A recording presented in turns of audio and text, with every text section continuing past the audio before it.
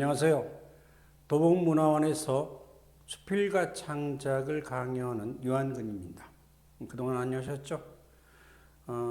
이제는 우리가 코로나 때문에 그 활동, 생활 속의 거리두기가 진행되고 있습니다. 그래서 어떻게 보면은 그 평생 동안은 아니어도 당분간은 그 코로나와 같이 살아야 할 수도 있습니다. 그래서 오늘은 수필과 창작 그 과목에 대한 오리엔테이션을 시작하겠습니다. 누구나 이 과목은 원래 이제 그 수필이 그 주가 되고 있지만은 수필 이외에 다른 과목도 하게 되어 있습니다. 그래서 오늘 여러분한테 얘기할 수 있는 거는 누구나 작가가 될 수 있다라는 주제를 가지고 과목 소개를 하려고 합니다. 상당히 오래된 얘기입니다. 오래된 얘기인데 내가 체험한 건데 이런 체험을 한 적이 있어요. 아이들이 어릴 때 아파트마다 이제 그 배달을 해주는 분이 있죠. 요구르트라든지 우유라든지 이런 분이 있어요. 그 아주머니가 하루는 오셔서 우리 집사람하고 커피를 마시면서 얘기를 하더군요. 그 내용은 뭐냐면 남편이 죽었는데 하나도 슬프지 않더라 하는 얘기였어요. 남편이 죽었는데 왜 슬프지 않을까? 한번 생각을 해보세요. 대개 사람들이 이렇게 생각할 거예요. 남편이 폭력을 쓴다든지 아니면은 남편이 뭐 술을 좋아한다든지 능력이 없다든지 그래서 오히려 살아 있는 것보다는 오히려 죽는 것이 좋겠다는 생각을 가지고 있는 부인이 있을 수가 있어요. 근데 그게 아니에요. 그게 아니었어요. 뭐였냐면은 이제는 애를 갖지 않아도 되겠구나 이런 얘기를 하는 거예요. 애가 둘이나 되는데 계속 애가 생기는 거예요. 그러니까 이제 남편이 없으면 그러니까 애가 생기면 병원에 가서 수술을 해야 되잖아요. 근데 그게 고통스러웠던 거예요. 그리고 애 생기는 게 무섭고요. 그래서 남편이 죽었는데도 슬프지도 않고 오히려 마음이 가벼웠다 하는 얘기를 듣고 소름이 돋았습니다. 이거는 그 여인을 그러니까 야구르트 아줌마를 욕할 것이 아닙니다. 어떻게 보면 인간의 본성이거든요. 문학이라고 하는 건, 작가라고 하는 건 그거를 잡아내야 됩니다. 인간의 본성이 뭔지, 삶이 뭔지 이거를 잡아내서 써야죠. 누구나 글은 씁니다. 그것이 일기든 아니면 편지든 간에 어떤 글이든지 쓰거든요. 글이라고 하는 것은 혼돈된 정서나 사상, 그리고 특히 이제 마음속에 엉켜져 있는 그런 정서나 감정들을 정리해주는, 다시 말하면은 혼돈된 사상이나 정서의 질서를 부여해주는 일이 글이거든요. 예를 들어서 여러분들 경우에 심란하고 할 때, 또 슬프고 그럴 때 끄적거리면은 속이 시원할 때가 있죠. 누구에게 편지를 쓴다든지 아니면 일기를 쓰면 편할 때가 있어요. 이런 경우에도 체험할 수 있습니다. 그러니까 누구나 혼돈된 정서나 감정이 있을 때 글로 쓰면 질서가 잡히는 것이죠. 그래서 글이 효과라는 건 여기에 있습니다. 그런데 문학은 조금 다릅니다. 문학이 가지고 있는 특징은 뭐냐면은 형식이 있다는 점이에요. 그러니까 실용문인 일기나 편지 같은 거는 형식이 별로 없습니다. 그런데 문학이라는 거는 형식이 있거든요. 그 장르마다 시면 시, 소설이면 소설, 수필이면 수필마다 장르마다 형식이 있기 때문에 그 형식에 따라서 쓸 수밖에 없어요. 그러다 보니까 공부하지 않으면 안 되는 것이죠.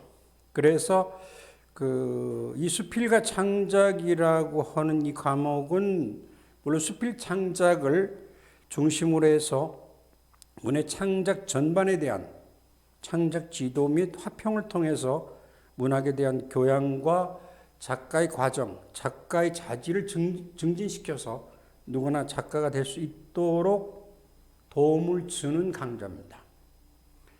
이 강좌를 통해서 많은 작가들이 등단을 해서 지금도 활동을 하고 있습니다.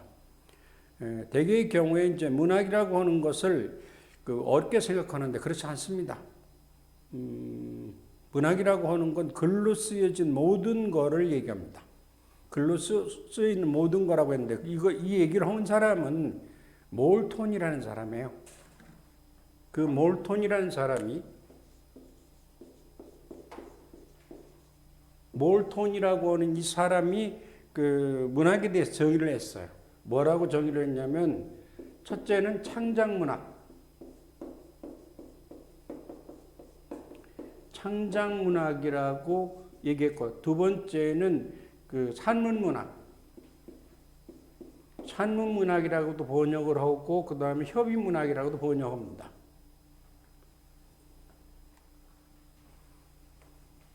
요즘 한자를 잘 안 쓰니까 잘 모를 겁니다. 하여튼 협의문학이라고 이 두 가지로 분류를 해서 설명을 하고 있어요. 근데 창작문학이라는 것은 여러분 잘 알듯이 중고등학교에서 배웠을 거예요. 무에서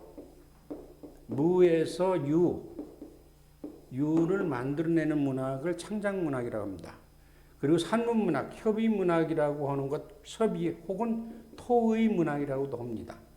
토의문학이라고 하는데 이건 뭐는 기존에 있는 문학을 설명하고 부가하는 걸 얘기하는 겁니다.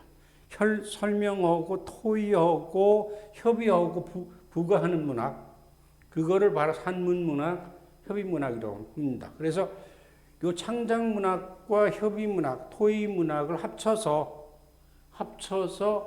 문학이라고 합니다. 다시 말하면 넓은 의미에서 문학이라고 하는 글로 쓰여진 모든 걸 얘기하는데요. 특히 토의문학, 산문문학이라고 하는 대표적인 게 뭔지 아십니까? 일반적으로 많은 사람들이 기존의 것을 설명하고 토의하는 것이라고 해서 일반적으로 평론이라고 생각하는데 평론이 아닙니다. 평론이 아니고 철학입니다. 그리고 역사입니다. 그리고 웅변 같은 것. 그러니까 몰톤이라고 하는 사람은 웅변까지 집어넣었어요. 그러니까 산문문학, 토의문학의 대표적인 장르는 철학과 역사거든요.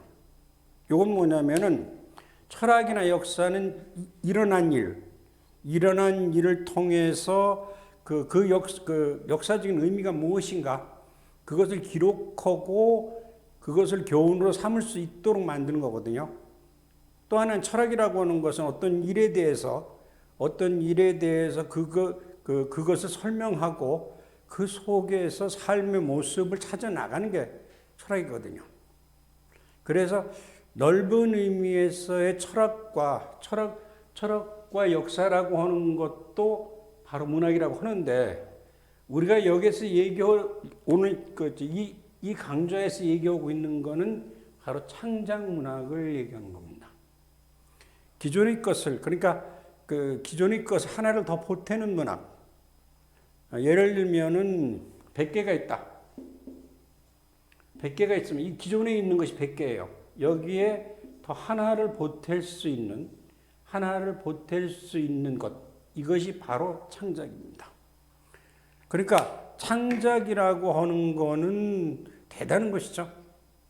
없는 것을 만들어내는 일입니다. 이게 창작이거든요. 근데 그 창작은 인간이 상상력을 가지고 할 수 있는 가장 유일한 겁니다. 그러니까 흔히들 많이 얘기하죠. 창의력을 기르어야 된다 하는 이유가 바로 그거거든요. 기존에 있는 것들에서 그걸 답습하고 그걸 그대로 베끼는 것이 아니라 기존에 있는 것을 통해서 새롭게 만들어내는 작업이거든요. 그러니까 다시 말하면 역사라고 하는 걸 역사를 창조한다. 역사를 창조한다라는 말은 좀 문제가 있을 수 있어요. 역사를 창조한다라고 하는 얘기는 다시 말하면 쿠데타를 일으키라는 얘기와 다르지 않아요. 그러니까 자연스럽게 흘러가는 역사를 끊고 그걸 전복시켜서 새로운 어떤 역사를 만들려는 노력, 이거는 상당히 어려운 문제입니다. 어쨌든 간에 문학이라고 하는 것이 기존의 것을 만들어내는 일입니다. 새롭게 만들어내는 일이거든요. 그래서 이 수필과 창작의 경우는 앞에서 말한 것처럼 수필 창작을 중심으로 하되 이것만 수필만 하지 않고요. 시나 그 다음에 소설과 그 다음에 그 수필, 아동문학 그리고 문학평론까지 전반적으로 다루게 되어 있습니다. 그래서 도봉문화원에서 진행되고 있는 이 수필과 창작이라는 과목은 6개월로 되어 있습니다. 물론 이제 중간에도 그 공부를 할 수는 있어요. 왜 그러냐면은 시나 소설이나 수필이라는 것이 다소의 어떤 형식적인 특성이나 형식적인 부분에서 차이는 있어도 문학이라는 범주 속에서 서로 연관성을 가지고 있거든요. 그래서 중간에도 들을 수 있습니다. 그래서 여기에서 강의하는 것은 대학이나 이쪽에서 얘기하는 문학 개론이 아니라 문의 창작에 관한 겁니다. 그러니까 수필 창작, 그러니까 이론만 공부하는 것이 아니라 실제적으로 창작하는 방법을 배우는 겁니다. 일반적으로 많은 문학 강연이나 이런 데에서는 이론을 여러분들은 들은 경험이 있을 겁니다. 그런데 일반인들의 경우에는 직접 어떻게 시를 쓰는지, 소설은 어떻게 쓰는지, 시는 어떻게 쓰는지에 대해서는 구체적으로 공부한 바가 없을 겁니다. 물론 이제 문예 창작과에서는 공부를 하지만 이런 문예 창작 방법에 대해서 공부하는 데가 그렇게 많지는 않습니다. 또 하나는 뭐냐면 도봉문화원에서 하는 이 강좌의 경우에는 문학 전반적인 전 장르를 다루고 있다는 점, 이 점이 이제 특징이라고 볼 수 있어요. 수필 하나만 다루지 않고 시, 소설, 평론까지도, 평론이 무엇인가까지도 공부를 해야만이 어떻게 쓰는 것이 좋은 글을 쓸 수 있는가를 공부하는 것이거든요. 그래서 전반적인 문예 창작에 관한 전반적인 공부를 이 시간에 공부하게 되는데요. 공부하는 방식은 2교시인데요. 2교시 강의가 일주에 2교시 2시간 정도 2시간 강의를 하는데 1교시에는 문예 창작 이론에 대한 공부나 혹은 글을 쓰는데 도움이 될 수 있는 그런 서적들에 대해서 공부를 하게 됩니다. 예를 들어서 서양 철학에 대해서 내가 잘 모르겠다. 아니면 동양 철학의 노자 사상이 어떤 것인가를 알고 싶다. 노자 사상이라는 게 글 쓰는데 도움이 되거든요. 특히 수필을 쓰는 데는 많은 도움을 줍니다.